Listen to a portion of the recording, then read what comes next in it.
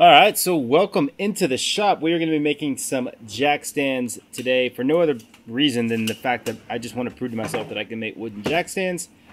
And I have a whole bunch of scrap wood, so we're just going to use that wood up and see how this goes. I'm starting off by pulling out, I've got to build the bases up. So the bases are 9 by 9 by a foot tall.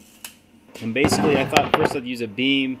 I didn't really have that on hand, so I just thought, I'd whip a bunch of shorts of drop-off, which actually is pretty nice lumber. I've got a bunch of sticks of mahogany, some reclaimed pine in there, and then one stick of walnut. So it actually is pretty nice lumber, but it's been sitting in the drop-off bin for quite a while now, so I'm okay with using it up. First step is to face joint and edge joint these, and then we're going to plane them. Basically, we just want to mill them flat. There's no particular thickness I'm going to.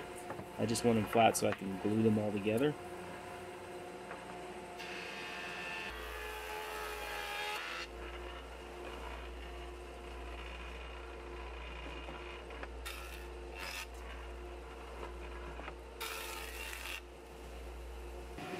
So this is my convertible joiner planer, so I'm flipping it over to the planer mode right now. And every piece, most of these pieces, they're varying thicknesses, so I just got to set it to the thickest piece and then work my way down from there. Yeah, I need a belt.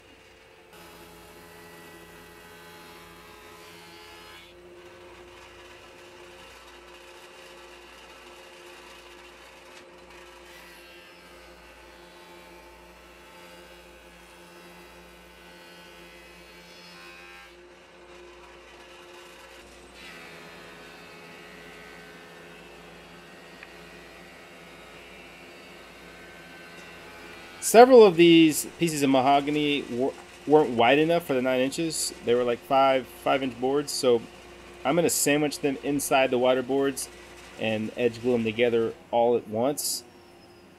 Really the best thing to do would be edge glue them and then glue them together as one board, but I'm just making this work. Once it's all glued up and sandwiched together, they're not coming apart. You'll notice my glue spreader, I have little teeth I cut into it. It's just a piece of wood with, take it to the bandsaw, cut little grooves in it, and it helps spread the glue evenly. This is going to be a big chunk of lumber here.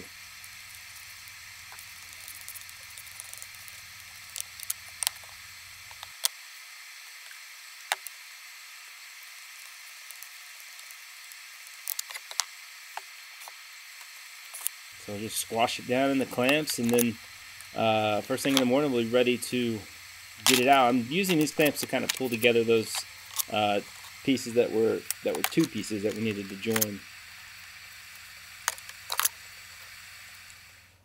Pretty cool shirt there. You can order that from my site, link in description. So we pull the clamps off, and we've got to basically joint this. I need to get 2 square faces, so I'm going to edge joint and face joint, which I don't think you see the face jointing. It's a big, heavy block of wood, but it's actually, when it's heavy like this, it's actually easier to joint because the weight of it is just carrying it down on the cutter. But it's not super easy to push through, and I'm taking a fairly heavy cut here, so it's adding to the difficulty of pushing it through.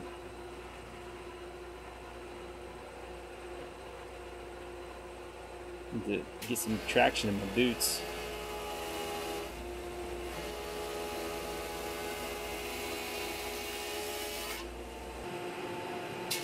Little slippage there. Losing traction on my boots, are getting a little old.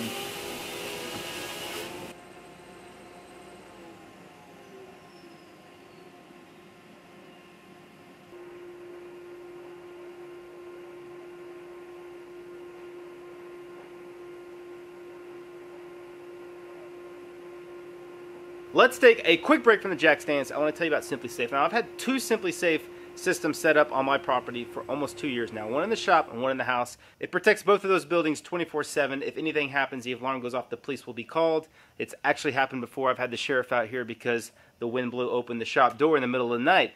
False alarm, but it was good to know that the system worked. U.S. News and World Reports actually gave SimplySafe the best overall security system for 2020. It protects your home 24/7. It's only 50 cents a day, no contracts, and your house is protected and covered. Now let me tell you a little bit about how the system sets up. Now I've set up 2 of these, so I'm actually pretty good at it. My kids helped me set up the second one. Our house has the doorbell and keypad lock, which are both very simple to set up. Any component that goes to the SimplySafe system automatically is found by your home base, and you just link it and test it, and then it's connected into the system and it all integrates together. Really the bulk of the work is in setting up your sensors and putting everything where you need it. Linking them together is really easy and quick. My wife and I decided, you know, when we started having kids, that it would be nice to have some kind of security system on our home, especially when we moved out to the country. We're a little bit out of the city limits, so it's nice to have SimplySafe protecting our home and my shop, especially when I go out of town. You know, my wife is a lot like any wife. She gets a little freaked out when she's at the home by herself at night, so having SimplySafe there really gives her a peace of mind and knowing that if anything happens, the alarm is going to trigger and the police are coming. So that's one of the big reasons why we decided to get a SimplySafe system. I would highly recommend you heading over and trying the system out. You just go to www.simplysafe.com/Andy Rawls. It's only 50 cents a day, and there's no contract. So there's really no reason why you shouldn't at least try the system and see if you like it, which I think you probably will. I want to say thanks to SimplySafe for sponsoring the video. Again, let's get back to work on these jack stands. So the bandsaw proved to be super useful with this big chunk of wood. First thing we're going to do is I got the fence set. We're going to cut it to that 9-inch width on both the edge and the face. It's going to take 2 cuts. And obviously this big 36-inch Oliver is making fast work of it.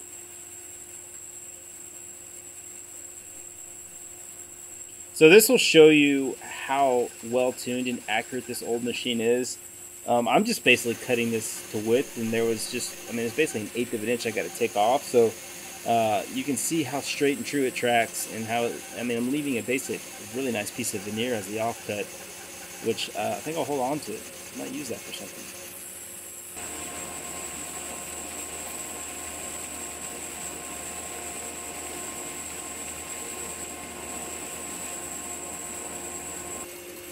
So we got to cross cut it. I'm just going to freehand the cross cut. I've laid out the line.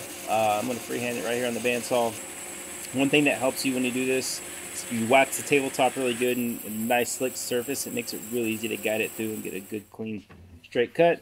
I think I cut this to exactly 2 feet, and then I'm going to bore a hole directly in the middle. This is a 1-inch hole. So what I'm going to do first is set it on my drill press and drill as far as I can with this Forstner bit, which is probably 4 inches. And then I come back, you're not going to see it in the video, but I get a really long 3/8 twist bit that I use for stock making, gun stock making, and I drill that through to the other side, and then I can come back in with this paddle bit.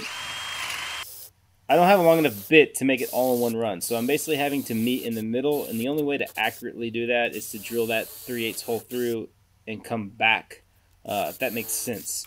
Even then, you got to be real careful too to keep your drill straight, because it's easy to travel and get off a little bit. Use the square to kind of help guide me along, and I've got just enough drill bit to get to the center.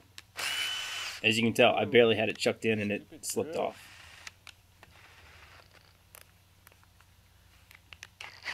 Surprisingly, it hit really well, right, exactly lined up. I mean, it couldn't have been any better. With the hole drilled, now I'm going to split it exactly on the middle of that hole. And I'm doing this freehand just like I did the end cuts. Just draw the line and cut right on that line.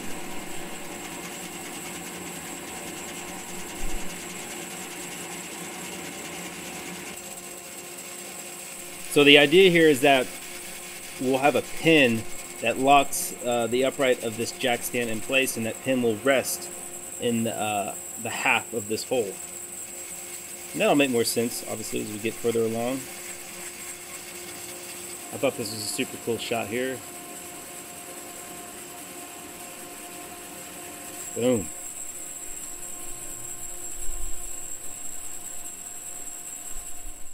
Okay, the next step is the mortiser. I feel really bad for the mortiser in this project. I really beat it up. Well, I didn't really beat the mortiser itself up. It was more the tooling. I'll be doing a lot of sharpening. I used my 1/2-inch hollow chisel on this, and I basically had to drop the table all the way down. You can see my reaction there because I didn't think I was going to make it. It just barely got there. And so I'm going to mortise into the ingrain. Never done that before, and really didn't have any issues with it. And I'm just going to sit here and do a ton of cuts and clear out it's a 2 3/4 by 2 3/4 by 3.5, I think it was almost 4 inches deep pocket to catch the upright. Now, a better way to approach this would have been to do the glue up in a way that gave you that pocket. And you could have made a much bigger pocket and had more adjustment in your post. In retrospect, maybe next time if I make one of these, I'll do it that way.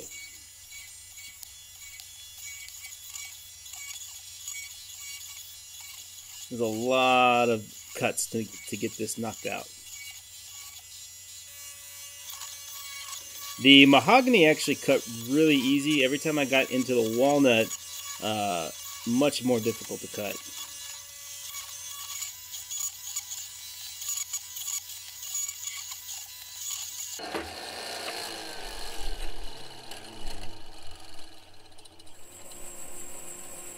Now with the pocket cut, I want to put a really cool, nice taper on it to give it less of a blocky look. So I'm basically, I don't even know what the taper is, but I'm basically just taking all 4 sides and cutting a little bit of taper on it. Again, the bandsaw will just make quick work of this. If I didn't have this saw, this would be very difficult to build.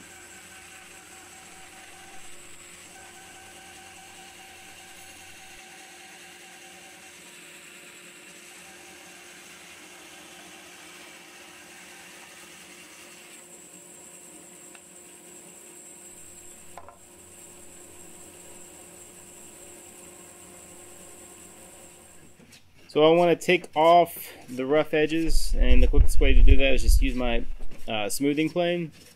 Hit all 4 faces real quick. Actually was a fairly nice afternoon workout. When you're planing higher up, you know, I'm almost up to chest level. It's really working out your back muscles to move that plane.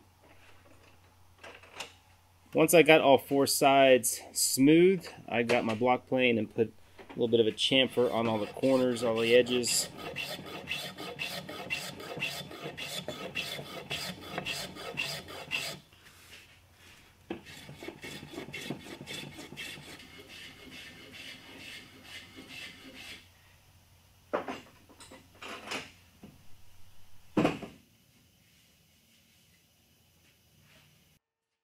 To secure the post, I'm making a hickory pin. So I basically picked, this is going to be 7/8 inch diameter, and I picked the straightest grain piece of hickory I had, and it's about 6 inches long.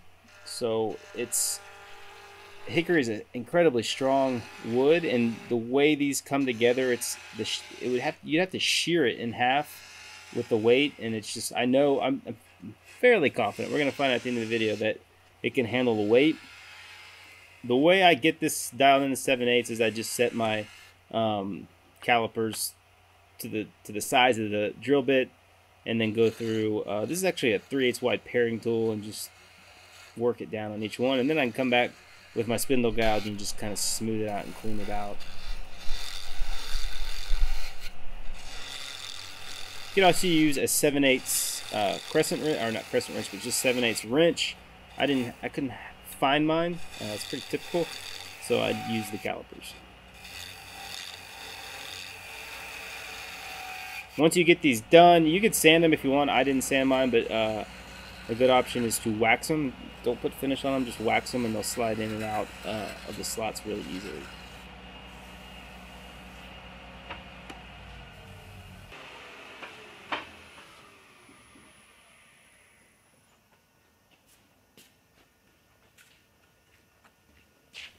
So you'll see the maple post is already in, and this is how it works. That pin just slides in and it sits in that little recess we cut.